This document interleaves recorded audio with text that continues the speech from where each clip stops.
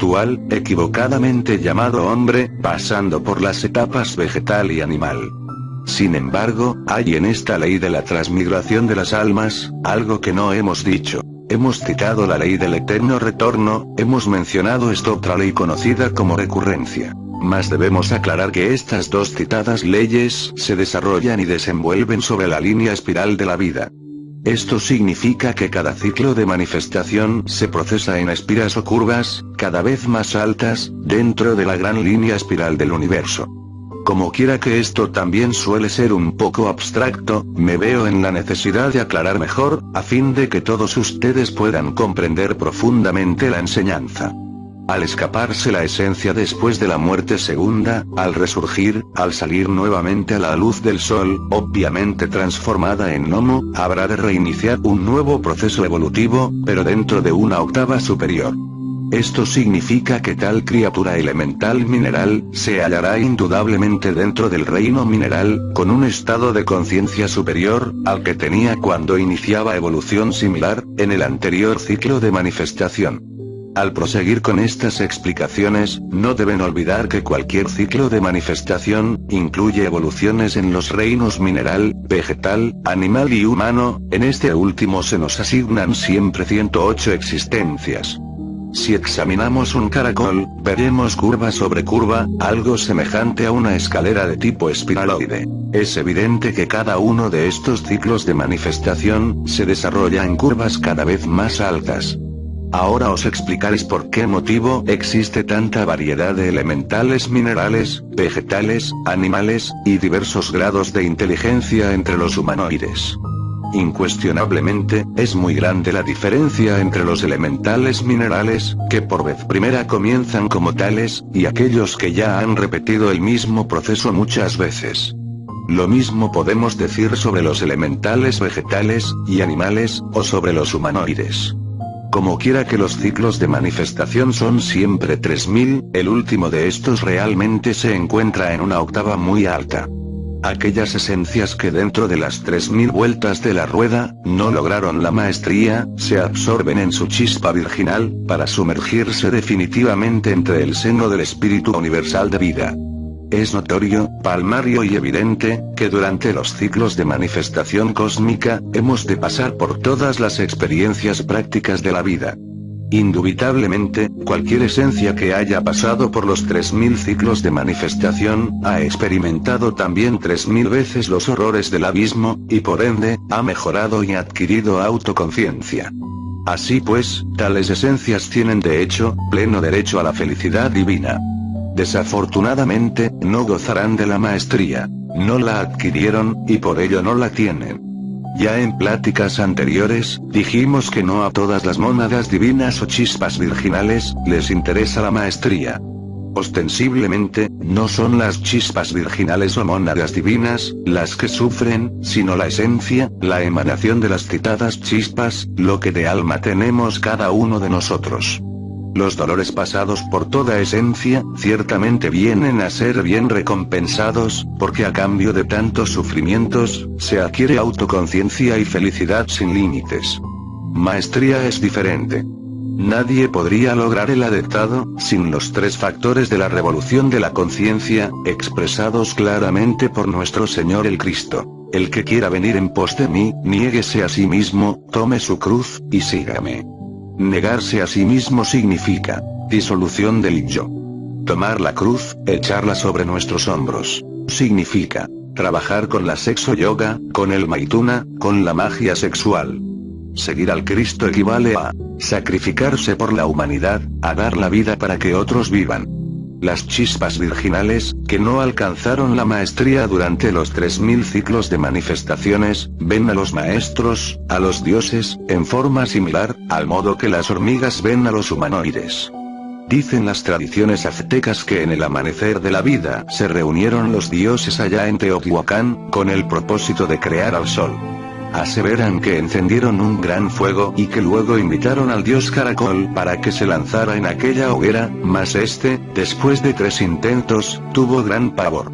Los cantos sagrados aseveran solemnemente, que el dios purulento, lleno de gran valor, se lanzó al fuego.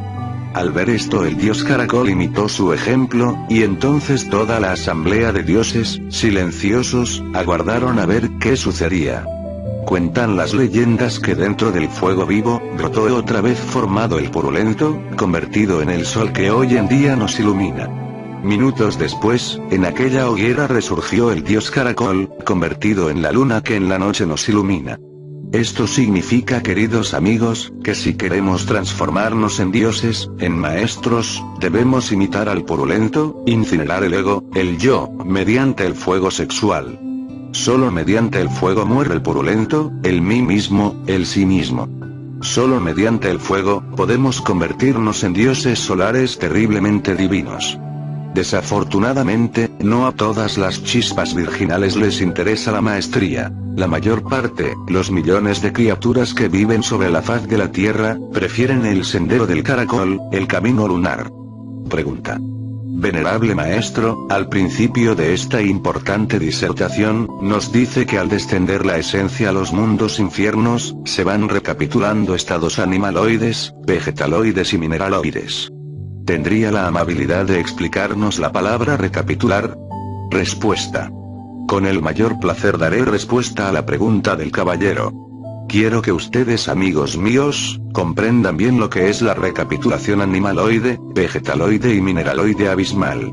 Descender involucionando entre las entrañas del mundo soterrado, es radicalmente diferente al ascenso evolutivo sobre la superficie de la Tierra. La recapitulación animaloide en el abismo es de tipo degenerativo, involutivo, descendente, doloroso. La recapitulación vegetaloide entre las entrañas de la Tierra es espantosa. Los que por tales procesos pasan, parecen más bien, sombras que se deslizan por aquí, por allá, y acullá, en sufrimientos inenarrables. La recapitulación involutiva, descendente, mineral, entre las entrañas del mundo en que vivimos, es más amarga que la muerte misma. Las criaturas se fosilizan, se mineralizan y se desintegran lentamente, entre tormentos imposibles de explicar con palabras. Después de la muerte segunda, la esencia se escapa, resurge a la luz del sol, para recapitular procesos similares en forma evolutiva, ascendente, inocente y feliz. He ahí pues, amigos míos, la diferencia entre recapitulaciones involutivas y evolutivas. En todo caso, todos estos infinitos procesos involutivos y evolutivos, son de tipo exclusivamente lunar, y se desenvuelven claramente dentro del caracol universal. Pregunta. Maestro, ¿nos explica usted que con cada ciclo de existencias, los elementales en el proceso evolutivo van despertando conciencia, porque se van procesando en octavas más elevadas? ¿Este despertar de conciencia, es acaso el resultado de los sufrimientos por la involución, o es el resultado del proceso ascendente? Respuesta. Distinguido amigo, es bueno que usted entienda que la conciencia sufre tanto en los procesos evolutivos como en los involutivos, y que por lo tanto, a base de tantos esfuerzos y sacrificios va despertando progresivamente. Millones de humanoides tienen la conciencia profundamente dormida, mas al entrar en el abismo, después de las 108 existencias de cualquier ciclo de manifestación, despiertan inevitablemente en el mal y para el mal. Lo interesante en este caso, es que de todas maneras despiertan, aunque sea para justificar sus errores en los mundos infiernos. Cualquier iluminado clarividente, podrá evidenciar por sí mismo, el hecho de que los elementales inocentes están despiertos en el sentido positivo, evolutivo. Vemos pues dos tipos de conciencia despierta. Primero, el de las criaturas inocentes de la naturaleza. Segundo, el de los humanoides involucionantes del abismo. Existe una tercera clase de gentes despiertas. Me refiero a los maestros, a los dioses, pero no es de ellos de quienes en este preciso instante nos estamos ocupando. Incuestionablemente, dentro de la rueda del samsara, girando con la misma, existen conciencias inocentes despiertas, y también criaturas involucionantes abismales, despiertas en el mal y para el mal. Pregunta. Maestro, cuando usted menciona eso de octavas más elevadas, en espiras más altas, me desconcierta porque estoy acostumbrado a pensar, en octavas en función de las notas musicales, que se relacionan con la transmutación del fuego serpentino. ¿Quisiera usted aclararme esto? Respuesta. Indudablemente, las octavas del caracol se procesan musicalmente con las notas do, re, mi, fa, sol, la, si, en forma graduativa. Si observamos cuidadosamente una escalera espiraloide, veremos una sucesión de curvas cada vez más altas, en forma tal que van precedidas por las más bajas.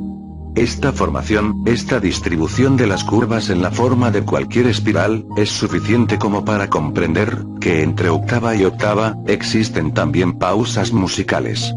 A cada una de estas pausas, corresponde un descenso abismal. Las 3000 vueltas de la rueda resuenan pues, incesantemente como un todo único, dentro de los ritmos del Mahavan y del Choktavan, que sostienen al universo firme en su marcha. Pregunta. Maestro, siendo la esencia buena, ¿por qué viene a sufrir a este mundo? Respuesta.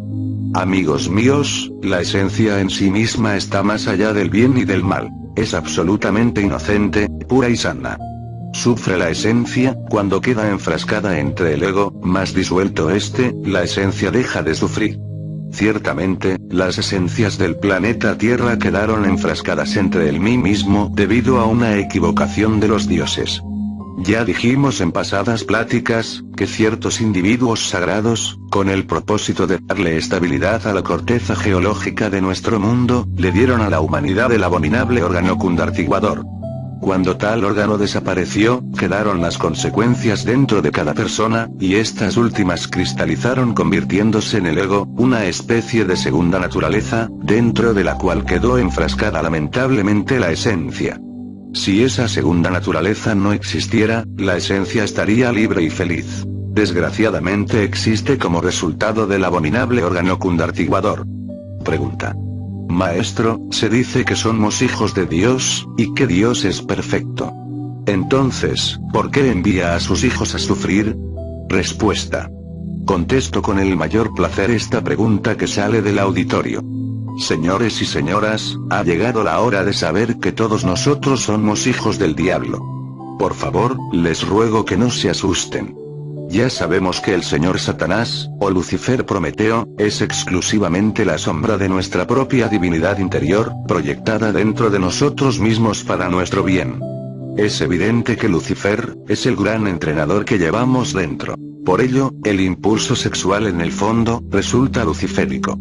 No es pues el diablo, como ya explicamos en pasadas pláticas, aquel personaje fabuloso que nos presentan algunas sectas dogmáticas, sino el instructor personal de cada cual. Es pues la fuerza luciférica, la que lleva a los humanoides al triunfo o al fracaso, a la generación o a la regeneración.